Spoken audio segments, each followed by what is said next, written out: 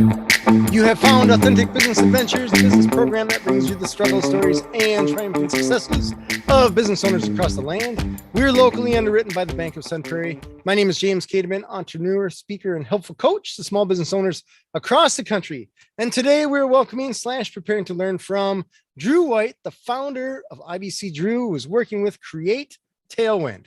So Drew, how are you doing today? James, thanks for having me, man. I'm doing good. Busy day, a lot of life changes, but I'm having a great day. Sweet. Did you say a lot of life changes? A lot of life changes, yeah. Just today.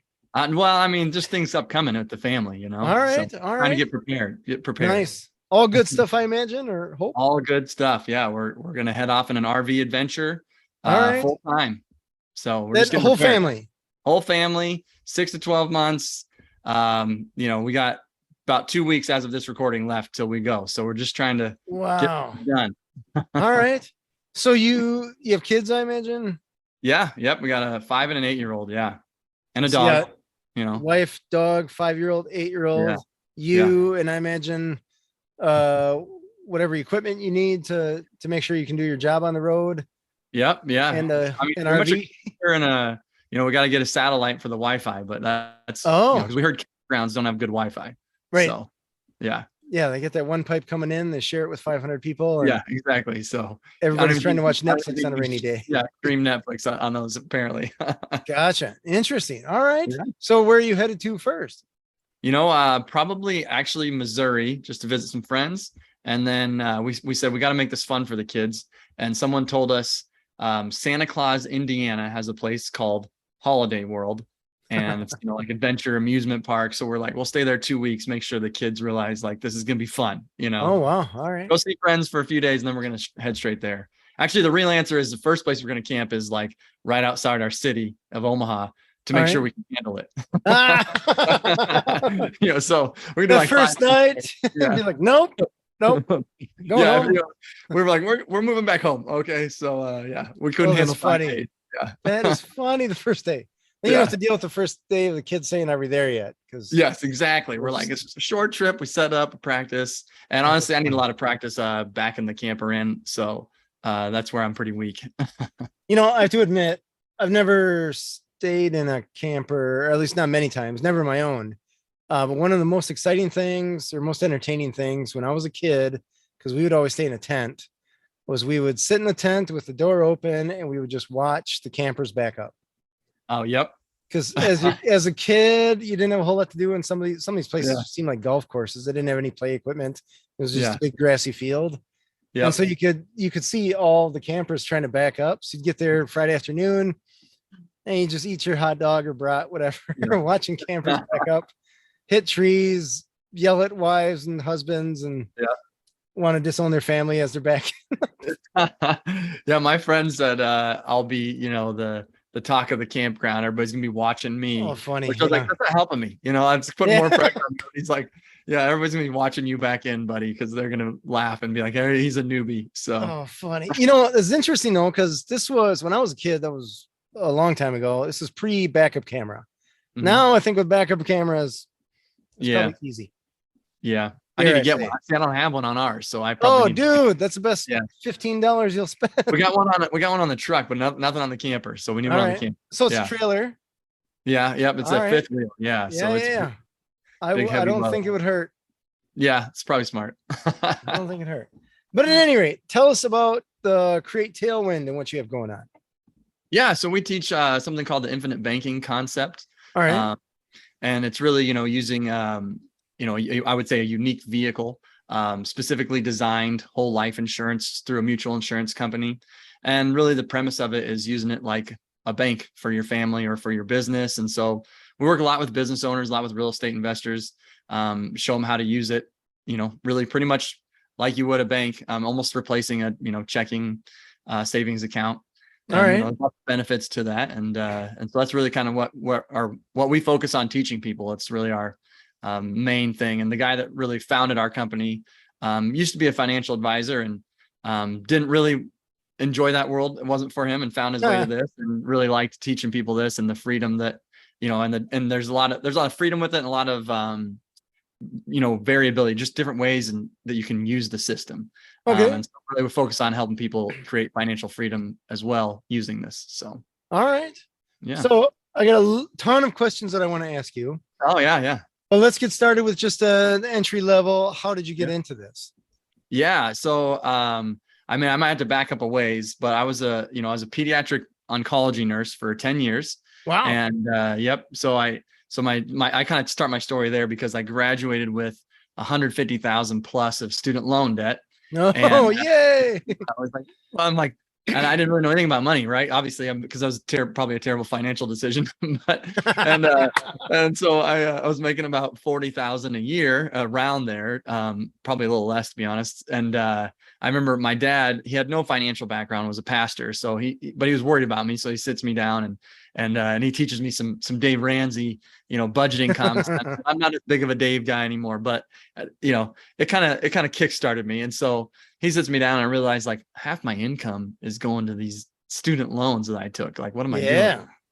And so I do credit Dave with really like lighting my, financial fire, if you will. And so that sent me on a path about 10 years of just really finding out that I was entrepreneurial, finding out that I was willing to try stuff. And I kind of figured out I'm very family oriented. And so I realized I don't really want to do this nursing thing forever because you got to work weekends and holidays and the pay's not that great. I did like the job, and so I tried different things. I tried flipping mobile homes. I tried some day trading and just some other things like that. And I always knew so I got out of debt quickly, and a bunch of nurses would always ask me for help with finances. And I was like, I didn't really want to be a financial advisor. So I was like, well, I'll just help them on the side here and there. And then randomly through a podcast, heard these guys talking about this concept called becoming your own banker, or the infinite banking concept. And so I was like, that's interesting. Read up on it, met with them, kind of thought, I don't know. I've always been taught whole life insurance is a bad thing. I'm not really open to this. And then I read on it. I ended up, I'm halfway through it, and I closed this book and I turned to my wife and I was like, this is what I want to do with our money, but I also want to teach people. I don't know why. I just know it. And then I haven't really looked back since then. And I even just about a year and a half ago let my nursing license expire. So wow. All right.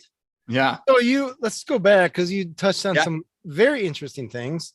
Yeah. Did you say flipping mobile homes? I knew that's where you're headed. So buying and selling. That's people awesome. are always like, huh, mobile? Yeah. So yes, flipped mobile homes. So what I would do is I would, find them cheap. And then you basically turn around and provide financing for them and sell them as like a handyman special. And there's a lot of mobile home people who are handy. Banks don't really want to loan to a mobile home that needs fixed up, right? And so I would take a down payment and then basically I'd hold the note on it. I still have a few notes out there right now. So all right. So I knew I wanted to get into real estate. That's what everybody said the wealthy were doing. And once I got out of debt, I was like, okay, now what? I don't know anything about building wealth. I have this, Dave Ramsey chicken and rice and ramen mindset that he teaches. So I was like, it's kind of scarcity. And so I started reading about real estate. Well, I was still scared of debt, didn't know good debt versus bad debt. So I thought I'll just do mobile homes. I've heard someone talking about it, and it's low cost of entry. I could buy a home for $500, and really? yeah. I bought almost all my homes I bought for under 1,000. But there was 2 that I paid extra for, and they ended up being for a good reason. They were really nice homes. Okay. I could flip quickly, but yeah. So then I just, was like, I'll just try this out, low cost of entry. And it was a good business model. I couldn't scale it well. So I kind of slowly backed away from it. And now we're looking at different real estate at the time. My wife. All right. Yeah. The mobile home thing just is intriguing to me because it's so like the barrier to entry. It's so cheap. I mean, relatively speaking, I guess, to some people, depending upon where you're at financially, $500 may be a big deal. Yeah. But from a investment standpoint, $500 really isn't that big of a deal, especially if you're buying a place to live. Yeah. Right. So were these places in Omaha? Yeah, they're in mobile home parks, mobile home communities. Okay. And to be honest, later I realized, I should have been talking to these managers and the owners about if their parks were for sale. Now parks are like a hot commodity, Oh, interesting. I didn't know that at the time, but so you can buy them in mobile home communities. There are people who will find some on private land, and those are really good deals because you get the land too. but mobile home communities, you have to get approved to, do this. And some managers don't like you there. But if you go up and you kind of explain, well, actually my goal is to get you a great tenant. Like that's all I'm going to help you. And it's really a win-win. And if you can explain that well to them, it's fine. Early on, I was kind of stumbling and having a hard time. But there's, I will say that's a low cost of entry. I think I started with about 5,000 was I was like, okay, this is my budget, 5,000. I'm going to just try this. I definitely learned some lessons, especially on my first one, that I wouldn't repeat. And you can lose some money if you over repair a mobile home. So you don't want to over repair. That's a huge mistake. Over repair. Don't make it too nice. Okay. No, exactly. You want it livable. You want it livable. Right. And as long as you're upfront and honest and say, this needs work. This is a handyman special. It's not like I'm telling you this is one thing and it's another. In fact, I would actually go out of my way and tell people like this outlet doesn't work. This one doesn't work. This leaks here, and just let them know like you're getting you got some work here, Yeah. So and then no one ever called me, thank goodness, and said that I sold them a bad home. So because I tried to be pretty upfront. So what's interesting about this is that you are essentially financing these. So you were being the bank for them. Yep. And you're like, banks have lawyers and insurance and stuff like this, and you're a dude. Yeah. So tell me how that worked. Yeah. So when I none of this I would have done without a mentor. I hired a guy who I had followed his podcast and watched his YouTube videos and everything. And his name is John Fedro, phenomenal person. Would take my phone call at any time. He would look at pictures of the homes I'd send. And so he also provided me with the resources, like the documents that I would need. And then I had the local attorney look them over, that I knew. And so, but yeah, so then I just, thanks to him was able to set it up. And I had, even a trust set up and all these things I wouldn't have known without John. So it's basically, and that's why I would tell the tenant when they buy it is you think of me like a bank. I'd say, so if your water heater goes out, you don't call the bank, call the handyman, repair it. And so just to set that, so they would understand they're not renting the home from me. They really do own it. They're just paying me back for it. I've thankfully never had any calls for repairs. I had a guy that struggled with payments during COVID and gave him I just gave him a few months off and put it on the back end for him. And, try to be, even though I'm the bank, I try not to, be a jerk. Right. So yeah, I suppose there's delicate balance, right? That banks don't necessarily have the opportunity, but depending upon where you're at financially, maybe you have less opportunity, right? I need the money because I need to eat, kind of thing. Yeah. So interesting. I'm just trying to wrap my head around. You got a $500 trailer, house, whatever. Yeah. You're selling it for a few grand, or what are you selling it for? I could take you through some like real ones. Yeah. So like my first one was I did not do the note thing. So because that's the one I made a big mistake on. I bought it they were going to give it to me for free because they needed to have basically nothing on the balance sheet for this couple that was going to move into like a living community or one of those like elderly living communities. So they couldn't really have any assets, anything like that. So they needed to sell it. So they were like, well, it needs a lot of work. We'll just give it to you. Well, then they decided, well, actually we want $500. And I was kind of desperate to get in the game. So I was like, all right, let's do it. And I don't know if my nose wasn't working, but I didn't realize like the home was full of dog urine. Like the first time I went through there, horrible. And I walked all these handymen through there and they're telling me, $7,000 to $10,000 to repair. And I told you my budget's like $5,000. I'm like, oh no, all this, so much. It was not a handyman special, so much more work. The only thing it had going for it is it was a double wide. So, for anybody that doesn't know mobile homes, there's single wide, which is just kind of narrow, and double wide, which is double the space. And, I got lucky. I found a guy. Also, I told them they could keep some things there and I would get rid of it, which I later learned is a huge mistake. They took advantage, left me a ton of junk that I then had to pay for to get them all out. And when I did that, someone broke windows when they were hauling things. I mean, horrible. So I had a painter. Also, this is funny at that one. I had a painter I hired. My wife and I are going out of town and I bring him the paint. And I said, I'll pay for the paint. I'll pay you. Bring him the paint. Come back. He stole my paint. He didn't paint the home. And no, really? I would have paid him so much more to paint the home than steal the paint. I was like, oh my gosh. Steals paint? Who steals paint, right? You have to be in a pretty low situation in life. But anyway, I obviously didn't vet him well. So that home, and I had to pay lot rent and things like that. So I ended up probably being like around 15 to 1600 in it. And I sold it for 6,500. So I did come out okay. All right. And then from there, I had some where a lot of times what was going on is on the note, basically when someone was giving me a down payment. So I would always require a down payment, and it would depend on the quality of the home. Like if I knew it needed a lot of work, I'm not going to make someone pay a high down payment. But usually my goal was the down payment would put me back to break even.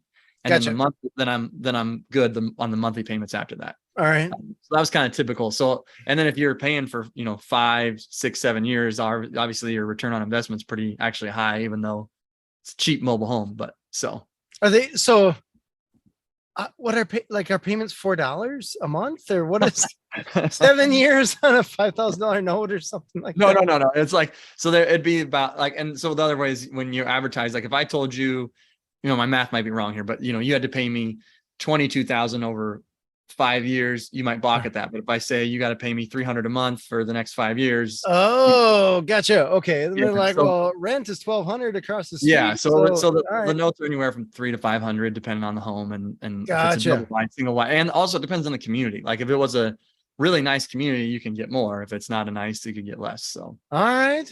Yeah. So there's a lot of nuances that you wouldn't imagine with a mobile home. And then, you get to meet some fun people. Yeah, I bet. It's interesting. I've interviewed a lot of real estate people just to make money off real estate of some kind, right? Whether that's apartments, flipping houses, flipping land, whatever. So the mobile home thing is always something in the back of my head. I'm like, how does that work? Yeah, and I know. Can you make money at it? But it sounds like you can. So to be honest, that's how I found my way to it. Because when I heard this John Fedro guy, I was just like, nobody's making money at mobile homes. So then I was like, I got to hear him out. I got to hear what he's saying. How you make money flipping a mobile home? And then I was like, awesome. Then I started doing it. Yeah, that is cool. That is cool. Okay. So you kind of say, hey, the home thing is cool. It's just not my jam though. What was the next one? Yeah. So before that, I did day trading. Then I did the mobile homes, and the day trading kind of led into mobile homes because I realized I can't just day trade and not have some other income, because it was really tough mentally to do that. Right. So I was like, okay, real estate. That's what everybody says, so it's kind of trying out things. And then the mobile home thing that led me around to the becoming your own banker. I found that around that time. All right. And that's really or infinite banking, what we talked about. Yeah. And I found like, oh my gosh, I'm really passionate about this. Mobile homes, I'm not so passionate about. Also, my wife and I, we were like, we could probably do, an apartment complex, and something like that, and kind of upgrade a little bit. We haven't found one yet. We're still looking, to be honest, but that's something we've been working on.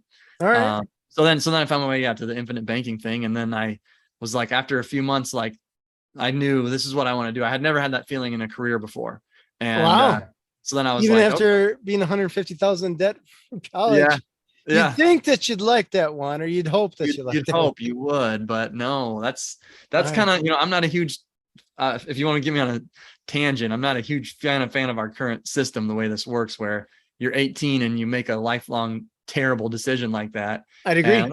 I don't really know how you're supposed to know when you're 18 what you're going to like when you're 30. So I kind of think it's, not really set up well for a lot of people. And, I obviously fell into that trap, and I'm hoping to help others not do that, because I set myself behind by at least 5 years by doing that. So, yeah. I can still remember being on a bus when I was in college a long time ago. And there was a guy that I knew that he was an older guy, but he was going to college. And by older, I mean, I was 19, 20, something like that. So he was probably like 30 or something, because back then it's just like a 7-year-old. It's like, oh my gosh, look at that kid. He's 12. Oh yeah. Yeah. So I don't know. In my mind, he's 60, but I'm sure he wasn't at all. Yeah. AARP. Whatever he was, he's like, dude, you got to invest. And I was working 3 jobs, going to school full time, doing everything I could to pay for rent, college, and if I was lucky, ramen or something.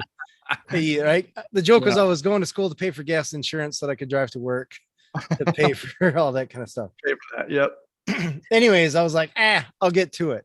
Yeah. And I'm like, man, if I would have listened to that clown on the bus, oh gosh, it would have been a different world. Mm-hmm. So anyways, interesting. How did the day trading go with you? Were you good So, at it? what? Were you good at it?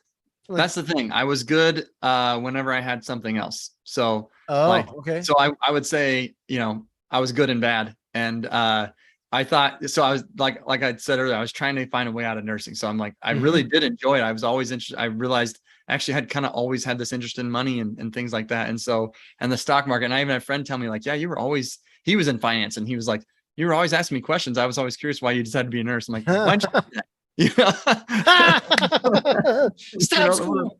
It would have been helpful. But anyway, so yeah, so I would do well when I was a nurse, and what I would do is I started working part-time and doing this, and it was fine. But then I got confident and thought, okay, I'm so good, I can quit my nursing thing and do this. All And right. whenever I would do that, that would be too mentally taxing. It was like, now you're not thinking about the right things, which is probably a good life lesson. You're not thinking about doing the right processes. Oh, gotcha. So with that, you just got to follow your trading rules. And so I would instead of thinking about my trading rules, I'd be thinking about money, and I'd be so obsessed with it. Which actually really led to uncover some money mindset issues that I later figured out. Oh. And so I would, like I'd be up really far and then I'd be down really far and come back to break even. And so that's when I was like, okay, I realized I got to have something else. And, I actually made my way back to it. I did something I say that I want to do again someday, but I do love what I do so much right now that it's like that probably be like my number 2 passion. So until I've done this longer, like maybe someday I'll do it again. But all right, it sounds crazy, but it taught me more about myself than anything I've ever done, because it's so mentally taxing and you got to like be on your A game mentally when you're there. So all right. yeah. It's interesting that you mentioned the mindset around money. Yeah. Because I feel like there's a lot of people that, even myself included, I guess myself up until maybe, I don't know, 5-8 years ago, something like that, that phrase, like your money mindset, whatever, I would have been like, what are you talking about? Yeah. But I remember going through some sales training and they were talking about that, like how that can interfere with you making a sale. Yeah. Because you're like, oh, hold on to this money. It's so precious. And they can feel it. Yeah. Yeah. And it was interesting when I'm listening to this guy talk and I'm like, what are you talking about? And then he talks more about, the way that you were essentially taught or raised about money, where it wasn't just sit in this desk, let me tell you about money. It was just, how did your parents treat money? What was their feeling about money? How did your friends, parents, all this kind of stuff? Yep. Thinking, oh my gosh, yeah, I've been brainwashed. What happened? So tell me about what you discovered a little bit about yourself that was a benefit to going through all this. Yeah, it's funny. I just actually had lunch with my sister right before this, because to say, kind of a goodbye lunch, and oh yeah, we talked a little bit about that, about our childhood growing up, and so yeah, I just discovered that I had real, I would say scarcity around it. I didn't see money and life as being abundant, and that you can go create more. I'd always be worried about holding on to the few dollars that I did have, and how to not let those escape my grasp, and kind of penny, like, I mean, we haven't gotten into this, but I also extreme couponed at one point when I was getting out of debt the Dave Ramsey ways. So I was, awesome. And so I was, very scarcity, and it took me back, so I started writing. Actually, one exercise that, listeners might find helpful is like, I had a mentor tell me to write down the phrase money is, and then just write 5-10 minutes without thinking, just really writing, first things that come to mind. And it was really interesting because, I do have more of a religious background. And so one of the first things that came up was like, money is the root of all evil. Oh, sure. Like, well, and actually the real verse is the love of money is the root of all, right? It's like, but you always, in my circles, that was left out. It was always money is the root of all evil.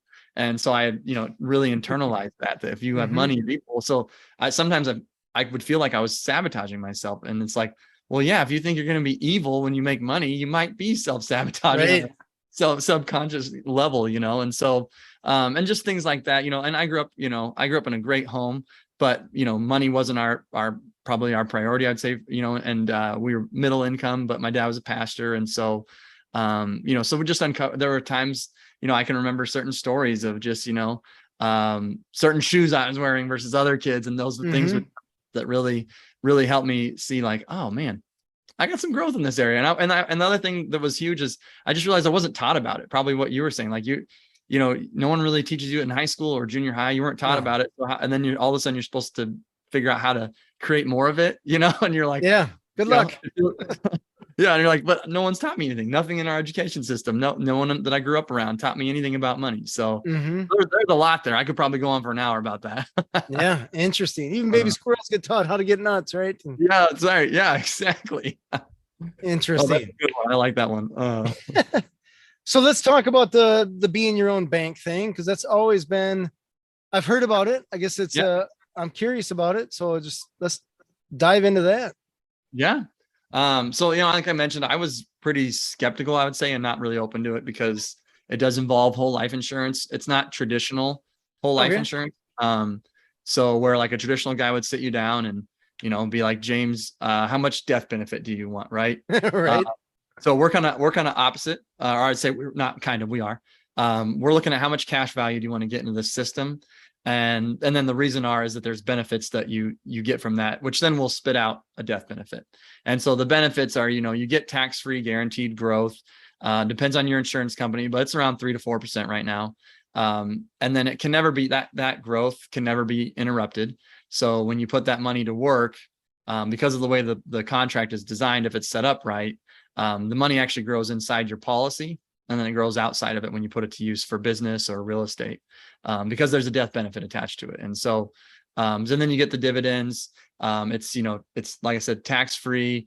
Anytime you use the money, it's not counting as income. And then there's also ways where you can really structure it to be even more tax advantaged.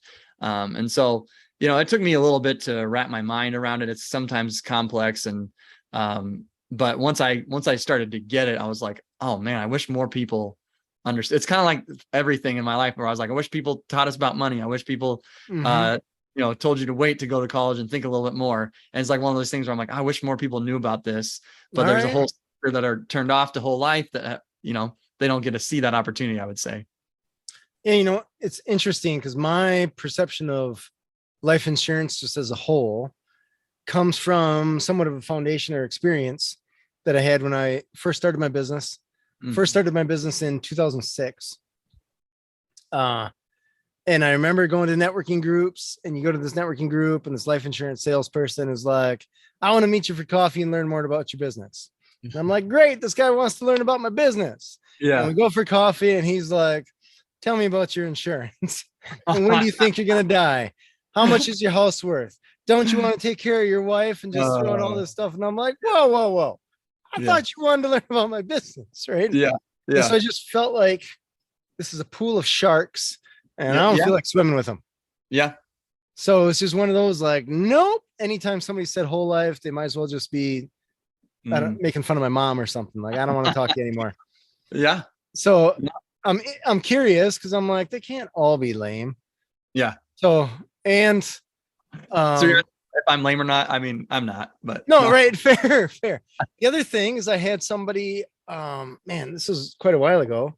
They were going through the math, and there was some kind of salesy person. So my wall was up, I guess, as far as that goes, but I was looking at their math and I'm like, shouldn't I just invest the money instead of putting it into a whole life policy? Because I could get a better return. And part of my answer, I answered myself because I'm like, well, did you invest it? Like, no, I mean, there's a discipline factor of saying you have to put your money in this thing. Yeah. So can you touch on some of that? Yeah. So, well, one thing I'll tell you is kind of funny you said about the taking you out. So I had a friend who, this Northwestern Mutual guy asked him to golf. And I was like, I told him, I don't think you should do that. and he's like, why? It'll be free golf. And I was like, because he's trying to sell you something. That's all. That's what that situation is. Sure enough, my friend still had to pay for his golf, which he didn't expect. And then the guy hounded him for weeks, told him he could do, and then he told him, I have a buddy who does this infinite banking thing. I know all about infinite banking. I know about it. And so then once he got kind of to the nuts and bolts, it's like, turns out he didn't know about it. He just knew about whole life insurance, which again is very different, traditional whole life. But you are right. I mean, and that's part of my job is I come up against that a lot. And to be honest, it's kind of funny because if I met myself 5 years ago, I wouldn't listen to anything I had to say because, because that's awesome. because it's like, well, I thought whole life people, were scammers too. But, and then it's funny, the thing you were talking about with, if you had invested it. So that's the other thing, the Dave Ramsey phrase out there, right, is the buy term, invest the rest. And I always find it interesting because a lot of times people get that first part, which makes him money, buy term. And he's connected with a group that buys term. Oh, really? But they often that created that, one of those phrases. So, but they often don't invest the rest. They don't ever actually do that.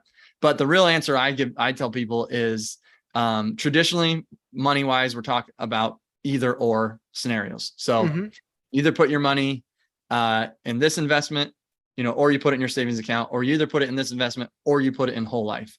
And so we kind of have to like shatter this thinking, I guess, in our world, or we try to shatter it, because we're actually saying still do what you're talking about, still do both. So we're saying just put your money in the whole life policy first, because you're going to get all those tax-free guaranteed benefits. It's creditor protected, all of those things. But then take that money and go use it to invest and grow your wealth outside of there, because you're now getting growth outside of the policy. But then you're still getting that uninterrupted compounding that you can't get anywhere else and except for in whole life, at least not right now. Where if you use your money, so like if you took it out of a bank account, right, and they're giving you 0.06% interest. Yeah, right. If you're lucky. Yeah, if you're lucky, if you're one of the rich ones, and you've lost out on that compounding whenever you use that money, which was nothing. And in whole life, it's the exact opposite. You use that money and you still get that compounding, but you also still get to grow your wealth. So that's where, like, at our company, we're really big on like showing business owners and real estate investors, how to use this out, to create financial freedom, really is our goal with it. So there's some people that they'll tell you like, go use this to finance a car, and you can self-finance. And truthfully, like I will do that. Like I've done that. I just did that with the RV that we purchased. Oh, nice. And that's because the bank was offering me 9% over 12 years, which was like $22,000 for them. So, I was like, I'm going to do this myself. But our big thing is really use it for your business and for, real estate. And then it eventually becomes like a retirement account long-term too. All right. So I don't know how to ask it other than how does it work? Yes. Yeah. So, typically if someone was going to sit down with me, and you mean like kind of how it gets set up and all that? Yeah, I guess how, just numbers wise, I guess what, it's not free, right? So people have to pay something in, and they have to pay something in routinely. And then I imagine you can't just start like, hey, Tuesday I put the money in, Wednesday I'm going to borrow it back. Okay. Yeah. No, that's a good question. Be some time frame that has to be in place. Yeah. So because there is an insurance side of it. So if someone gets set up, they have to get, an exam, and all of that. And then, but once they do pay that first payment, if they're set up to pay annually, which most people are, once that first check clears, so we tell people about 2 weeks, it's actually really highly liquid. So they can get that money within 1 to 3 business days, really. And typically it's more like 1. I've never had to go more than 1.5 days. Wow. And the insurance company doesn't ask questions. So they're not like, James, what are you going to use this money for? Like a bank, right? Where you got to give them like your medical records, your 4th grade report card and everything. And so, so they are very liquid, and they don't care. They just, so you tell them where to send the money and they send it, and then you use it for whatever. And then the other question about, how much to put into it, that is really just case by case. So we don't, like, I never sit down with someone and say, this won't be beneficial for you unless you put 100,000 in. We have people that do as little as 5 to 10,000 all the way up to literally $1 million and more a year into it. And it just depends on each person's goals and their situation. So, we get a lot of people who do 100,000, 50,000. That's fairly common. But, I just had someone in the military just last week who he just wanted to start. He had some credit card debt. And so he said, I want to do 6,000 a year, and I want to use this for my credit. I'm going to pay off my credit card and pay myself those payments back. All right. So it's really variable. How would that scenario work? I guess versus him just paying directly to the credit card. Right. So he could do that. Right. But the banking part is where he wanted to basically make that interest off of himself. So he's already comfortable with the, I think it was like whatever it was, $250 a month payment. And then they're getting a certain amount of interest. So he did set up the contract, but then he paid himself. He paid that off, took a loan, paid that off. And then he treated himself like the credit card company now and started making that $250 a month payment back to himself. So he's now making the interest that he was off of the credit card company, which may be a little complex to start here with your listeners, but yeah, I'm like, oh my gosh, my brain is exploding. Yeah, that's a lot. That's a lot to throw at you, especially without drawing it out. But that was just a strategy he wanted to use. So we worked on it. My point being that you can start with as little and as much as you want, really. All right. Yeah. So I guess the next question, I'm 45. Yeah. So me looking for life insurance now is like, dude, you got a foot in the grave. We don't want to insure you. No. We're just like, we'll give you life insurance. It's only $10,000 a month. Yeah. For like a. Well, you're talking about term, right?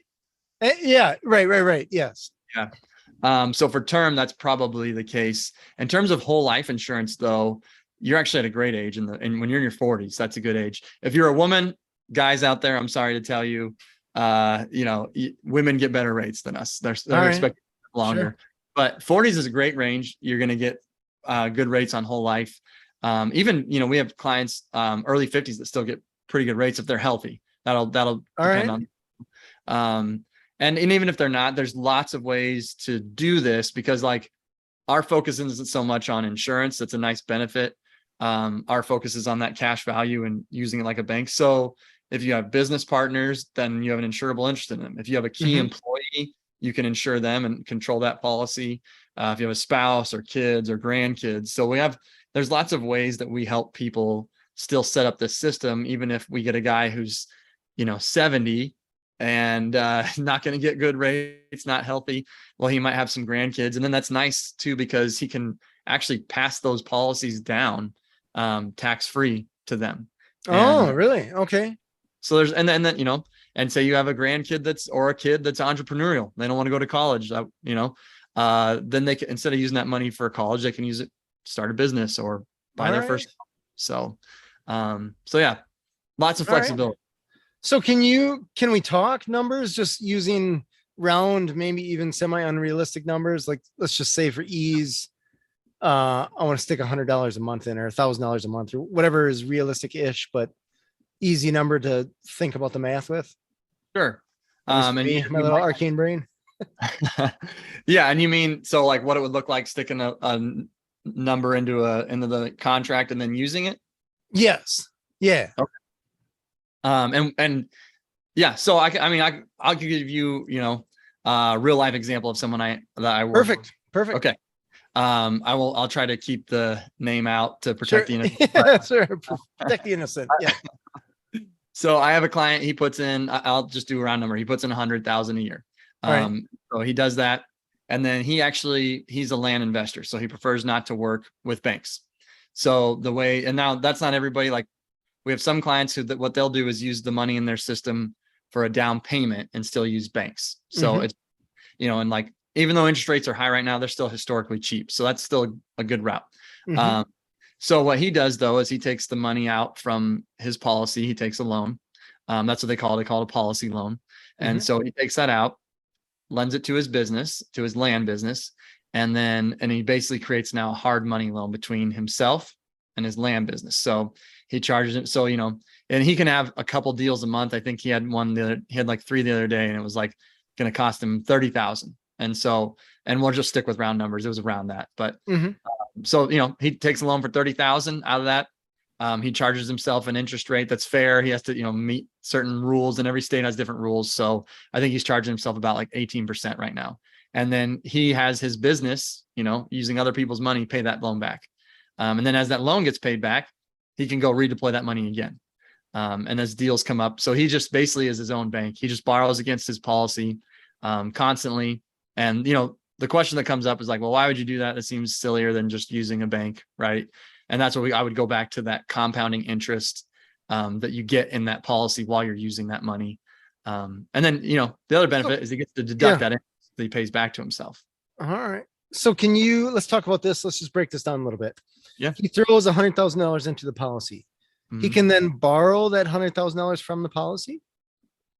So that's a good question. So there like the insurance side of it, like when we talk about the traditional whole life insurance, that's where, people don't like traditional whole life insurance, and we have to set it up a specific way designed to get you higher cash value. So you can't get like 100 in year one.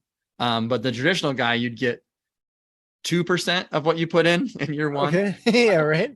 Yeah, we can get you to like 60 to 65% in year one. And it's the cost of, it's like, and the reason like we work with business owners is they understand there's a cost to starting a business. Mhm. So there's a cost to starting this banking business. And that's the cost you'll have a cash drag in year one. But then what happens is that uninterrupted compounding takes place. So you start putting in $1 into your system after a couple of years, and you turn around and you can loan yourself $1.25 per dollar you're putting in, right? And it gets really good over time. And so like, if you can think long term and look at like year 10, when I put in 100,000 and I immediately lock in that I can loan myself 125,000, and that keeps happening and gets better every year, I'm more than willing to take that cash drag hit in that first year. But it is something people who think short term have a hard time with it. So I guess that when I would talk to typical whole life guys years ago, Yeah. I haven't talked to one in a long time. They would say you're paying your policy, and then eventually your policy has enough of investment where the policy itself is paying for the premium, maybe. Sure. Yeah. I don't know if I'm using that phrasing No, correctly. that's good. Yeah.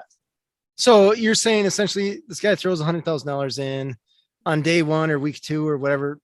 Fairly recently, he can pull out $65,000 to essentially borrow from himself or from his policy. Yep, because he's the owner of that policy. And if you look at the writing, the insurance company doesn't own it. You own it. All right. So yes, he can. There was something in there you said I was going to touch on. The premium, because I imagine something's got to pay for the policy. Yeah, that's what I say. So like that's where I would say we're different in terms of we're really big on like we can show people and draw them out individually how you can really create financial freedom really within like 5 years if you're taking this and going and buy cash flowing assets and then putting other people. So then when you do that, you're using other people's money to pay that back. And so that within like 5 years, basically you're not even paying those premiums. And so like I have a client, it's really funny. She's doing amazing. So she's bought this she's putting 100,000 also, and she bought an Airbnb. She's making 25% like cash on cash right now. Or actually, no, she's at 50% because she put in 25. Wow. She put in 25,000 to the deal and she's making 12,500 a year. So she's at 50%, and she's worrying about her premiums long term. And I was like, in year one, you're already like, you're getting there, like you're at 12,500. And so we show people how if you keep, and she didn't put the full amount in yet. She's only used 25,000 of that. So we show people how our goal is actually to teach people you can use, real estate, business, whatever, to have other people pay that back. So you're not even going to be paying your premiums long term. And in fact, hopefully our goal is to get people to where they have more of these, more than one, if we coach them well enough. So that's really our focus, is like using it to create freedom and then even expanding your system and do it even further. So, all right. So you're not even really concentrating on the death benefit. The death benefit is just so that it's an insurance policy, essentially. Yeah. I call it icing on the cake, or an ancillary benefit. And the thing about it is, a lot of the term people is like, oh, well, you're underinsured. You need more insurance than this. But what happens is if you do this right, like I'm talking about doing, where you're really, compounding over time, you'll end up with more insurance than you ever need, because you're going to expand your system. If you're using it to create financial freedom and you keep doing those steps, well, then you're going to have to take out more policies. And so the guy that created this concept, Nelson Nash, or he doesn't say he created it. He says he discovered it. He's since passed. I think around the time of his passing, he was at about like 30 of these or something like that. And 30 policies? Yeah, he was, because he had businesses and he was passing these down, and even the guy that is the head of our firm, Jim Oliver, I think he's around. I think last time I heard him say he was high 20s. So wow. Yeah. All right. Holy cow. That's almost like you need employees to keep track of your insurance policy. I think at that point you do. Yes. So, and it's, and it's one of those things, like people actually, banks use it. It's called BOLI, BOLI. Companies use it, corporations, COLI, COLI. And so it's known, in the wealthy circles, I would say, but it's lesser known to everybody still. All right. Interesting. So not everyone's going to necessarily have $100,000 to lay around. Nope. Yeah. So when you're talking to, let's say, someone that's interested in investing in trailer parks or something like that, Yeah. Yeah. where, like, what's too small for you to even talk to? I think, I tell people, I can never tell someone like, straight up, this is too small to start, Sure. and one thing that will depend on it, like if someone who's 60 and said, I want to put 6,000 a year into this, well, we got to make sure that they could even pay 6,000 a year for enough insurance coverage. So that's, I have to be careful there. But typically, like the smallest one I've set up for someone was about 5,000. All right.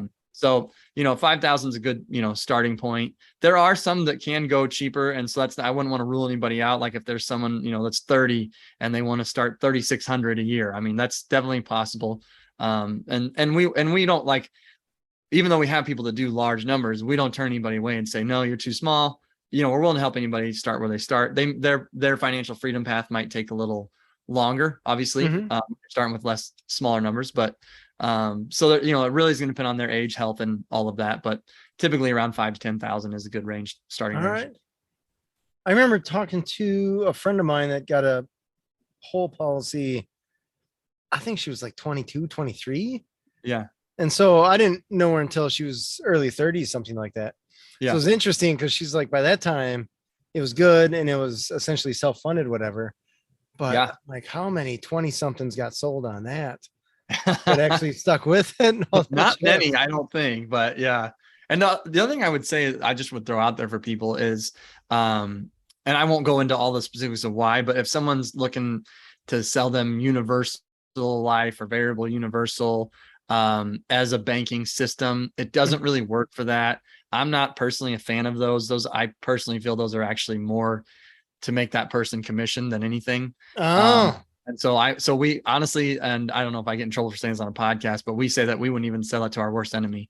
And I have people who I meet with who they think they can do this banking thing. And then I look at it and they're like, and then they tell me, well, I can't even take a loan on it for 5 years. And I say, well, that's not banking. You should be able to take it right away. It should be something set up really for banking right away. So that's just something I would caution people on. Can you help me define the difference? I guess term life insurance, I think it's safe to say everybody knows that. Yeah. But the universal versus whole, I couldn't tell you the difference. Yeah, it's, and that's the thing. I don't specialize in it. I just, I've seen it. So I would say the main thing is that it's failed a few times and been repackaged. Okay. And it's kind of tied more to the stock market. So gotcha. And it becomes more expensive over time, where whole life, you're going to have the same number over time. And so it's set up that way, and it's not tied to anything. It's just this guaranteed rate that you get that's contractually there, that's actually mandated by the government to get it. So it's not my specialty, but it's I've read up enough that they have failed a few times, and a lot of times what ends up happening is people can't even afford to keep paying that over time as they get older. So it looks like a good deal. And then Jim, like I said, Jim Oliver, who's the head of our firm, he absolutely will not let anybody touch it in our firm and go near it. And has stayed away from it for a long time because he's seen it, because he's had so many clients that he's seen it fail for, that he just really does not care for. All right. So what happens if an insurance company folds? Do people just lose their? Yeah. So, there is one that folded in, but the past, I don't know how many years, typically what actually happens is another insurance company just buys them because it's such a profitable business. And the ones that do fail, usually there's some warning signs and they do some shady stuff. Okay. So, and the good thing is you can check their financial rating. So, so that's why we're very careful about the insurance companies we work with on this. And we do make sure they're very financially solvent. And, a few of them, I heard something about, like, if they paid out, I won't give out the numbers because I'll mess them up, but basically if they pay out a large, like almost everybody's death benefit, they'd still have a ton of money left over. I can't remember the exact percentage what it was. Okay. So they're very financially solvent if they're a smart, good insurance company. But what happened on that one that failed is another insurance company did just buy them and transferred all those policies into their company and still on. So that's at least what I read up. That's not a company I work with, so I don't know as much about their history, but that's what I read. All right. Well, very cool. Well, Drew, we're running out of time here. So I guess, how can people find you? Yeah. So my website, ibcdrew.com, which is infinitebankingconceptdrew.com. Gotcha. They can chat with me on there. They can sign up for my newsletter. And I'm also big on LinkedIn, which same thing, LinkedIn, IBC Drew. So. All right. ibcdrew.com, you said? Yep. All right. Infinite banking concept. Awesome. And how long have you been doing this? Yeah. Just about 2 years now. Yep. So. All right.